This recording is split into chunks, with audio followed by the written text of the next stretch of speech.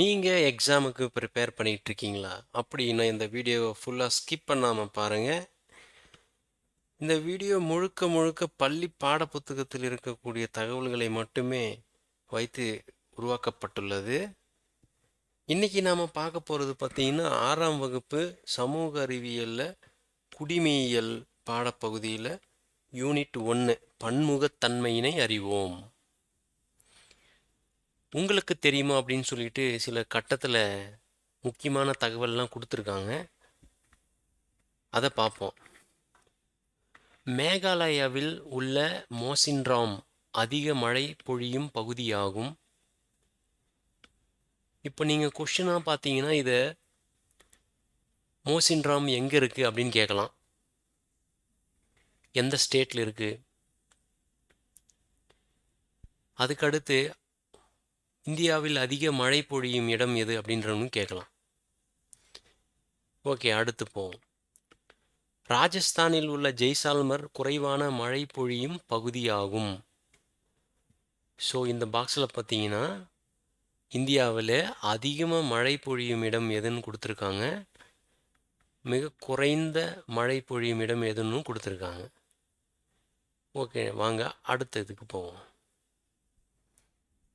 இது சும்மா ஒரு படம் கொடுத்துட்டு அதுக்கு பெயர்கள் கொடுத்துருக்காங்க. பள்ளத்தாக்குன்னா எப்படி இருக்கும், மலைகள், சமவெளிகள், தீவு, பாலைவனம், கடற்கரை. அடுத்து பண்டிகைகள்: பொங்கல், தீபாவளி, கிறிஸ்துமஸ், மிலாடி நபி, புத்த பூர்ணிமா. நீங்கள் ஒவ்வொன்றுத்துக்கும் எந்த மதத்தவங்க என்ன பண்டிகையில் கொண்டாடுறாங்க அப்படின்றத தெரிஞ்சு வச்சுக்கோங்க. எடுத்துக்காட்ட கிறிஸ்துமஸ் உங்களுக்கு தெரிஞ்சிருக்கும், கிறிஸ்துவர்களால் கொண்டாடப்படுகிறது. மிலாடி நபி முஸ்லீம்களால் கொண்டாடப்படுகிறது. புத்த பூர்ணிமா புத்தர்களால் கொண்டாடப்படுகிறது, புத்த மதத்தை சார்ந்தவர்களால். அதுக்கடுத்து இந்தியாவில் பேசப்படும் முதல் 5 மொழிகள். இதில் பார்த்தீங்கன்னா 2001 கணக்கெடுப்பு பின்படின்னு கொடுத்துருக்காங்க. ஸோ 2001க்கு அப்புறம் 2011லேயும் ஒரு கணக்கெடுப்பு நடந்தது. ஆனால் இங்கே கொடுத்துருக்குது பார்த்தீங்கன்னா 2001. ஓகே, ஹிந்தி மொழி தான் ஃபஸ்ட்டில் இருக்குது, 41.03%. அதுக்கடுத்து வங்காளம் 8.10%. தெலுங்கு 7.19%. ஸோ முதல்ல 3 இடத்துல இருக்கிறது ஹிந்தி, வங்காளம், தெலுங்கு. 4வது மராத்தி 6.99%. 5வது தான் தமிழ். இப்போ இதில் கேள்வி எப்படி கேட்கலாம், இந்தியாவில் பேசப்படும் மொழிகளில் தமிழ் மொழியின் இடம் எது அப்படின்னு கேட்கலாம். அப்போ எத்தனாவது இடம்? 5வது இடம். அதுக்கடுத்து பார்த்தீங்கன்னா உங்களுக்கு தெரியுமா அப்படின்னு சொல்லிட்டு இந்திய அரசியலமைப்பு சட்டத்தின் 8வது அட்டவணையின்படி 22 மொழிகள் அலுவலக மொழியாக அங்கீகரிக்கப்பட்டுள்ளது. 2004ஆம் ஆண்டு இந்திய அரசால் முதல் செம்மொழியாக தமிழ் மொழி அறிவிக்கப்பட்டது. தற்போது 6 மொழிகள் செம்மொழிகளாக அறிவிக்கப்பட்டுள்ளது. இதில் ஒரு பெருமையான விஷயம் என்னன்னு பார்த்தீங்கன்னா, செம்மொழியை அறிவித்தப்ப தமிழ் மொழியை தான் ஃபஸ்ட்டாக அறிவித்திருக்காங்க. அது நம் தமிழர் அனைவருக்கும் ஒரு பெருமை. அதுக்கடுத்து கோயில்கள் கொடுத்துருக்காங்க. பிரகதீஸ்வரர் கோயில், இது தஞ்சாவூரில் இருக்கிறது. புனித தாமஸ் தேவாலயம் சென்னை.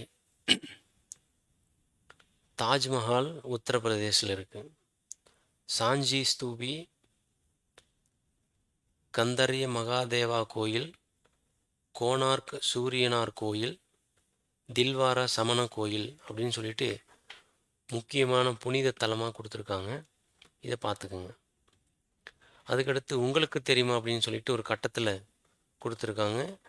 இந்திய தொல்லியல் துறை இதுவரை கண்டுபிடித்த கல்வெட்டுச் சான்றுகளில் 60% தமிழ்நாட்டிலிருந்து கண்டுபிடிக்கப்பட்டவை ஆகும். அவற்றில் பெரும்பாலானவை தமிழ் மொழியிலேயே எழுதப்பட்டுள்ளன. அதுக்கடுத்து இந்திய வேற்றுமையில் ஒற்றுமை, உள்ள நாடாக விளங்குகிறது. அதாவது இந்தியா வேற்றுமையில் ஒற்றுமை உள்ள நாடாக விளங்குகிறது.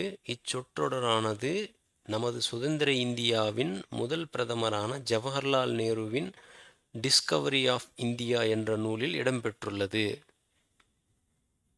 இதில் பார்த்தீங்கன்னா, இந்த டிஸ்கவரி ஆஃப் இந்தியா என்ற நூலை எழுதியவர் யார் அப்படின்னு ஒரு கேள்வி கேட்கலாம். இப்போ நேரு.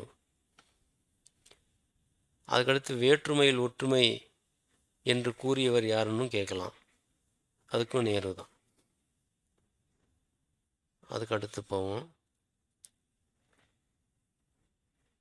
ஒரு இந்த டான்ஸு, ஒவ்வொரு ஸ்டேட்டுக்கு என்ன டான்ஸு ஃபேமஸ் அதை கொடுத்துருக்காங்க. இதில் நம்ம வடக்கிலிருந்து தெற்கு நோக்கி பார்ப்போம். வட இந்தியாவில் கதக், அதுக்கு அடுத்து பார்த்தீங்கன்னா அஸ்ஸாமில் சத்ரியா அப்படின்னு சொல்லுவாங்க, மணிப்பூரில் மணிப்புரி, ஒடிசா ஒடிசி, ஆந்திர பிரதேசம் குச்சிப்புடி, அடுத்து கர்நாடகா யக்ஷகானா, தமிழ்நாடு பரதநாட்டியம், கேரளா கதகளி. இதில் பொறுத்துக்க மாதிரி கொடுத்துட்டு ஒவ்வொரு ஸ்டேட் பேரையும் கொடுத்துட்டு அதுக்கு நேராக எது சரியான நடனம் அப்படின்னு கேட்கலாம். ஓகே, அடுத்து போவோம். உங்களுக்கு தெரியுமா அப்படின்னு சொல்லிட்டு ஒரு கட்டத்தில் இந்திய நாட்டுப்புற நடனங்கள் கொடுத்துருக்காங்க. அதில் மாநிலம் புகழ்பெற்ற நடனம் அப்படின்னு கொடுத்துருக்காங்க. ஃபஸ்ட்டு தமிழ்நாடு கரகாட்டம், ஒயிலாட்டம், கும்மி, தெருக்கூத்து, பொம்மலாட்டம், புலியாட்டம், கோலாட்டம், தப்பாட்டம். இதெல்லாம் தமிழ்நாட்டில் ஃபேமஸ் அப்படின்னு சொல்கிறாங்க. அடுத்து கேரளா தெய்யம், மோகினியாட்டம்.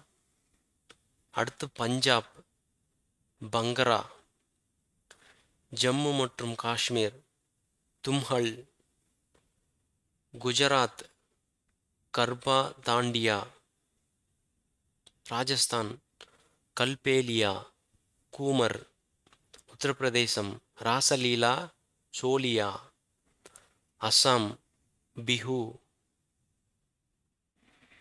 அடுத்து மீள் பார்வைன்னு சொல்லிட்டு ஒவ்வொரு யூனிட் முடிஞ்சதுக்கப்புறம் அதில் முக்கியமான பாயிண்ட்ஸை கொடுத்துருப்பாங்க. அதை முக்கியமாக பார்த்துருக்கணும். இந்தியா வேற்றுமையில் ஒற்றுமை நிறைந்த நாடு. பன்முகத்தன்மை என்பது ஒருவரிடமிருந்து ஒருவர் மாறுபட்டு இருப்பது ஆகும். நில அமைப்பும் காலநிலையும் பன்முகத்தன்மையின் மீது பெரும் தாக்கத்தை ஏற்படுத்துகிறது. ஒரு பகுதியின் பொருளாதார நடவடிக்கைகளை அதன் நிலவியல் கூறுகளும் காலநிலைகளும் பெரிதும் தீர்மானிக்கிறது. நில அமைப்புகளில் காணப்படும் பன்முகத்தன்மை அங்குள்ள தாவரங்கள் மற்றும் உயிரினங்களின் தோற்றத்தில் பெரும் தாக்கத்தை ஏற்படுத்துகிறது. இந்தியாவில் மொழி, மதம், சமூக மற்றும் பண்பாடுகளில் பன்முகத்தன்மை பரந்து காணப்படுகிறது. ஒரு கண்டத்திற்குரிய அனைத்து காலநிலை கூறுகளும் கொண்டிருப்பதால் இந்தியா ஒரு துணை கண்டம் ஆகும். இந்தியாவின் 2001ஆம் ஆண்டு மக்கள் தொகை கணக்கெடுப்பின்படி இந்தியா 122 முக்கிய மொழிகளையும் 1599 பிற மொழிகளையும் கொண்டுள்ளது.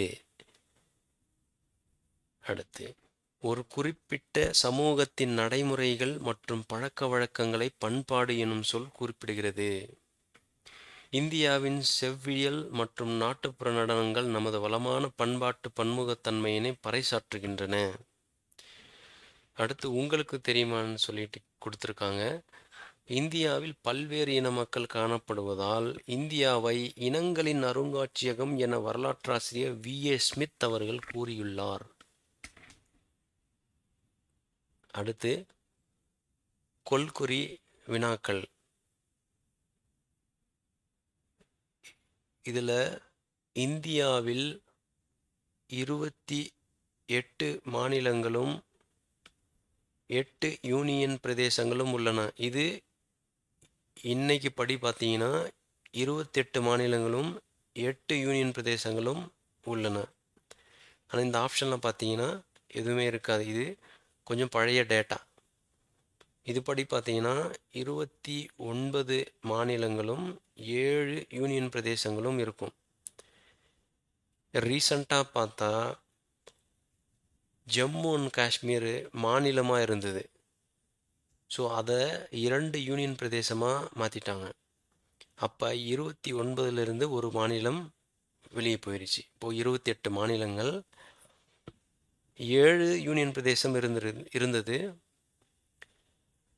இப்போ இந்த ஜம்மு அண்ட் காஷ்மீரும் அதுக்கடுத்து லடாக்கும் 2 யூனியன் பிரதேசங்கள் இருக்குது. இப்போ 7 + 2 9 ஆகும். ஆனால் ஜம்மு காஷ்மீரை பிரித்ததற்கு பிறகு டையூ டாமன் மற்றும் தாதர் நாகர் ஹவேலி அப்படின்ற 2 யூனியன் பிரதேசத்தையும் சேர்த்து ஒரே யூனியன் பிரதேசமாக மாற்றிட்டாங்க.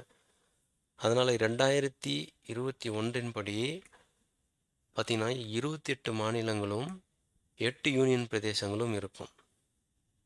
அதுக்கடுத்து இந்தியா ஒரு துணை கண்டம் என்று அழைக்கப்படுகிறது. மிக அதிக மழை பொழிவுள்ள மோசின்ராம் மேகாலய மாநிலத்தில் உள்ளது. கீழ்கண்டவற்றில் எந்த மதம் இந்தியாவில் நடைமுறையில் இல்லை? கான்ஃபூஷியஸ் மதம். இந்திய அரசியலமைப்பு சட்டத்தின் 8வது அட்டவணையில் அங்கீகரிக்கப்பட்டுள்ள அலுவலக மொழிகளின் எண்ணிக்கை 22. கேரள மாநிலத்தில் ஓணம் பண்டிகை கொண்டாடப்படுகிறது.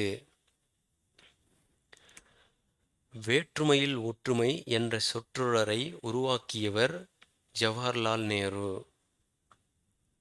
வி.ஏ. ஸ்மித் இந்தியாவை இனங்களின் அருங்காட்சியகம் என்று அழைத்தார். நன்றி. மீண்டும் சந்திப்போம்.